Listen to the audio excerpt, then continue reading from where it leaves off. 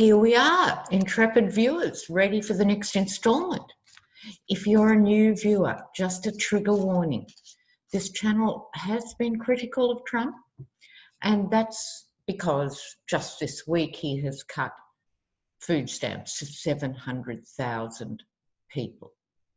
Really and truly, as if with $1 trillion debt that the GOP ignores, as if that is in any way a saving for the government.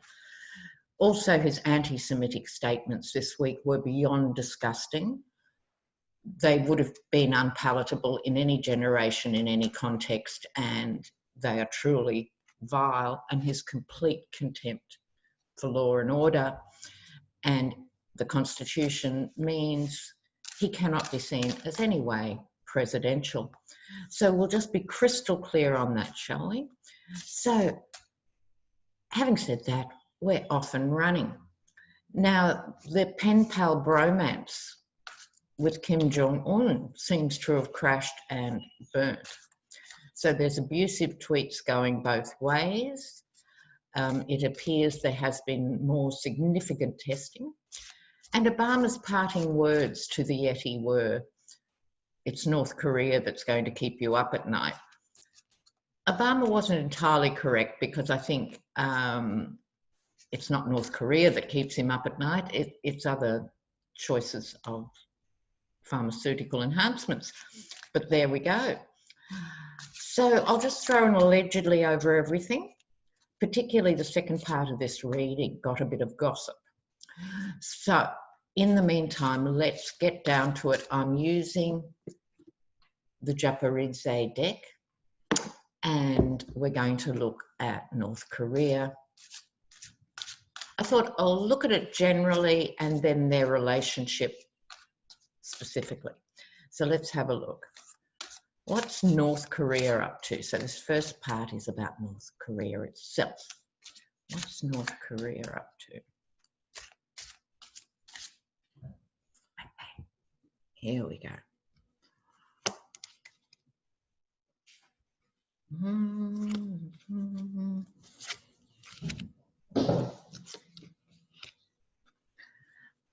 All right, with North Korea in the middle, the Four of Swords, the card of retreat. Well, it's the hermit kingdom. You can't retreat any more from the global stage than they have. Obviously, Kim Jong-un is feeling out of the limelight and not that happy, right? So behind this, the Ten of Cups, this is in the recent past. This is when things looked good, looked promising. And Trump, in fairness, his unorthodox approach led to fantastic photo ops of him shaking hands with the South Korean leader, you know, and all of that stuff. It was looking good for a minute. You've got two narcissistic sociopaths in play here, which I will look to. Excuse me while I just discourage the cat from walking on the spread. There we go. So things were much better than they are now. Underneath, what they are looking at is the Justice card. Now in this deck, it's the two umbrellas. Look at this, instead of the usual scales of justice.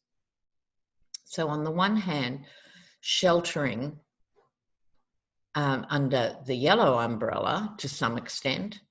Oh, Chucky, move, honey, move. Sorry about this, viewers. Oh, he weighs a ton. Okay, and underneath the black umbrella, it's an unstable place to stand. If you think of trying to stand on an inverted umbrella, you have some idea. So he's on unsteady ground, but having some protection from his control over his own people. This on top, the general sky, is the Queen of Swords.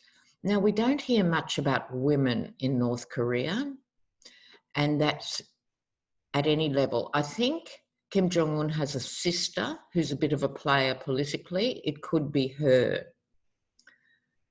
speaking to him, but I can't imagine she is any more capable of influencing him for the better than anyone is capable of influencing the Yeti. So I think the Queen of Swords plays a role, but not a decisive one, or as decisive as it could be. Let's put it that way. So then the Four of Pentacles, normally the card of playing things close to your chest, but clearly here in this deck, the puppet master, he thinks he's got Donald on a string, and he probably has. Okay, so that's how he sees himself now, in the powerful role and making Trump dance to his tune. Well, what happens when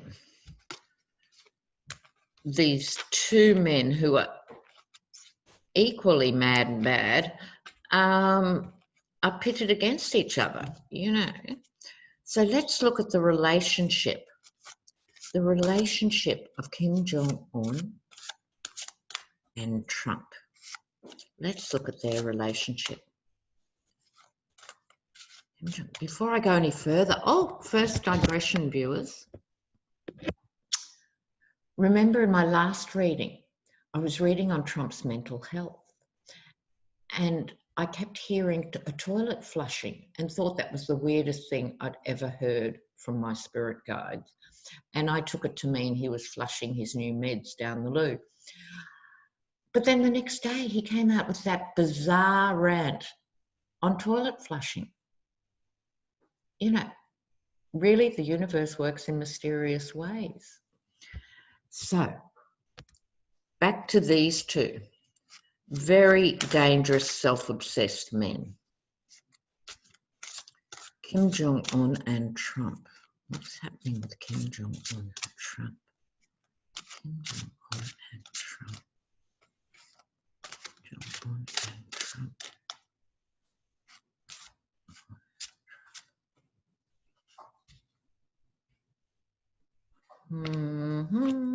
Four of Wands again.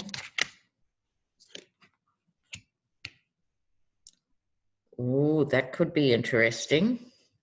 Okay, now in the middle, the Two of Wands. This is both of them in the sense of they're both prepared to blow up the world rather than admit they're wrong. I mean, horrendous as that sounds, you'd have to say Kim Jong-un has demonstrated he's happy to starve millions of people in the interests of keeping his defense, in inverted commas, strategy alive, and the Yeti, because we know that's how he is. So they're both firebrands in that sense. So in the recent past, this Four of Wands again, this is when it was quiet. For the last few months, nothing's been happening. We had a quiet time. Underneath, this is the Nine of Gardens, or the Nine of Pentacles, quite a bountiful card. They're both in strong, privileged positions in their own right, which is part of the problem they have in dealing with each other, that they're not prepared to concede. Neither men are known for actually conceding. Neither man has ever pulled off a real deal. Trump, because he notoriously paid too much for things that he acquired, he was a really profoundly bad deal maker. Any money he did make was thanks to other people. But the same with Kim Jong-un. If you're at the pinnacle or apex of a one-man, one-party state, you don't ever have to make a deal. And this is the problem they're up against. Neither of them has a clue. The Seven of Wands, they both feel embattled. Notice the fire imagery here.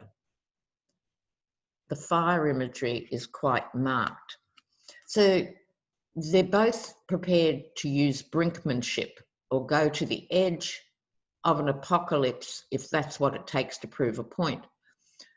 Fortunately, I don't think it's going to get that far, but that's no thanks to them, their moderation, their higher thinking, their concern for their people, or their ability to transact a deal. No thanks to them. This will hopefully be avoided. Now, coming out in terms of their relationship, the Queen of Discs. The Queen of Discs. So, again, it's a female energy and a female figure. So, perhaps the only thing preventing this is pentacles or money. The cost is actually so profound. That's the only thing that might keep them in check. But I want to know more about this Queen. So I'm going to go back to the Rider-Waite for that. Let's see. Oh, if I can open my bag of tricks. Yeah. Let's see. With these cards, I might do a couple of clarifiers actually, but particularly on the Queen of Gardens. Queen of Gardens, who's going to keep them in check? Queen of Gardens. Queen of Gardens. Queen of Gardens.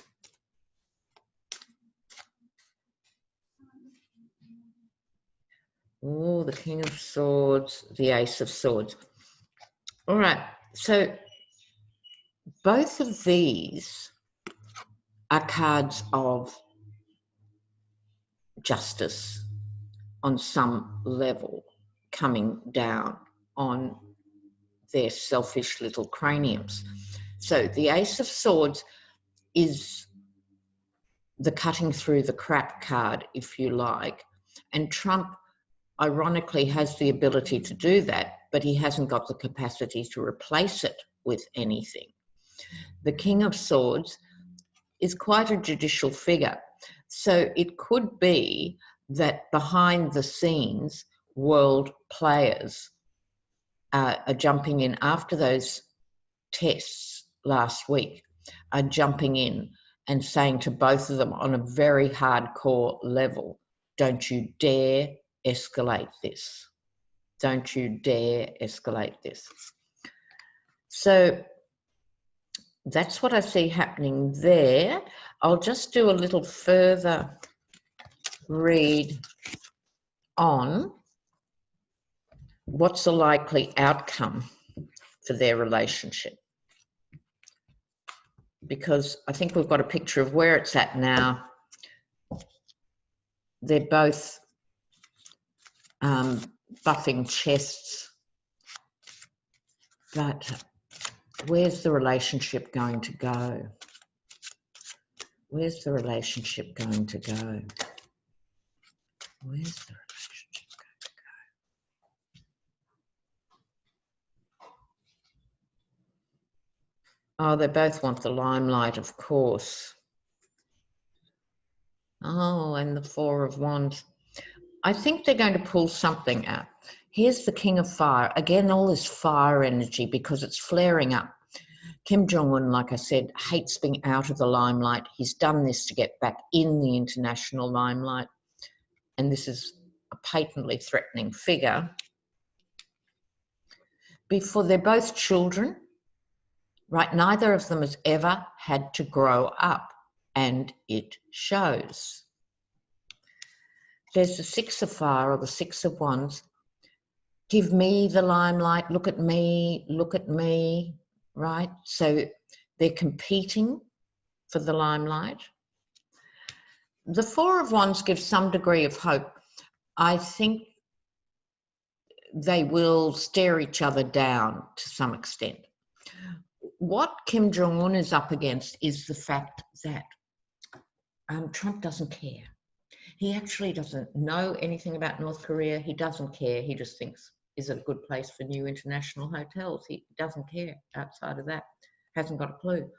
So Kim Jong-un can jump up and down as much as he likes. And Trump has the power to cause enormous havoc. And that's the threat that will keep him in line. But he's not going to win the narcissist stakes against the Yeti. who's had about 40 extra years to actually convince himself he is God. So there we go. So now, bit of gossip. The gossip is Firtash, who you will remember is the Russian oligarch in Vienna that everyone keeps visiting. He has apparently, this is just a story, I'm not saying it's true, we're just going to have a look. Apparently is furious with Trump for not paying him back money he got from him for Trump org, and has actually threatened Don Jr. Ooh, allegedly. So, in the interest of too much news and not enough gossip, let's have a look at that. Is there any truth in this rumour about Firtash and Don Jr.?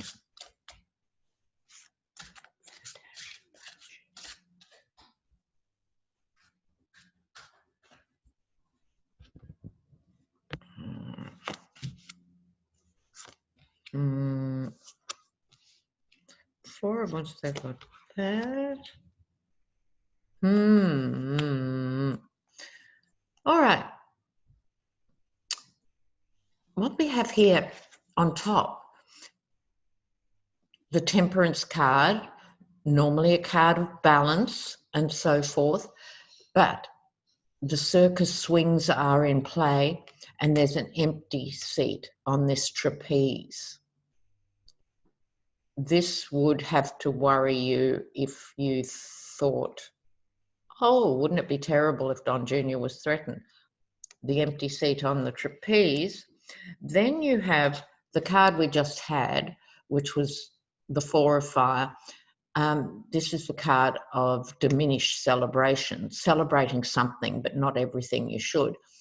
I think it's possible, I'll tell you why when I finish this mini spread, that there was some substance to the threat, but that he's pulled back, Firtash this is, and said, oh no, I didn't really mean that.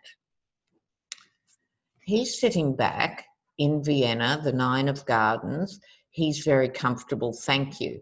He's thinking that even though he did think about this and probably let Giuliani and a few others know, which could be one of the reasons, it just occurred to me, why Giuliani's been given such a free rein in Ukraine and everywhere else, was because whispers of this story got there. And so he's going now, I think, Firtash, oh, you know what, I've got enough money anyway, it's not worth it. You know, he's happy enough, not happy enough because he's waiting to be extradited to the States. He won't be probably because he'll keep ahead of the law, but he can carve out a comfortable life regardless. But the Page of Gardens is bringing a message about money. Gardens of Pentacles in this deck, this was the message that was brought forward. I happen to think this rumour has substance. And the other reason is the Three of Gardens or the Three of Pentacles, dark money and group work. Right? So how curious is that? Now, dearest intrepid ones,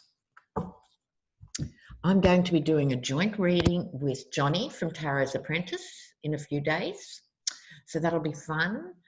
So I'm not sure what we'll be reading on. Johnny, if you're listening, maybe we should read on different combinations of the Dem candidates or something, putting the combos together and see what we come up with.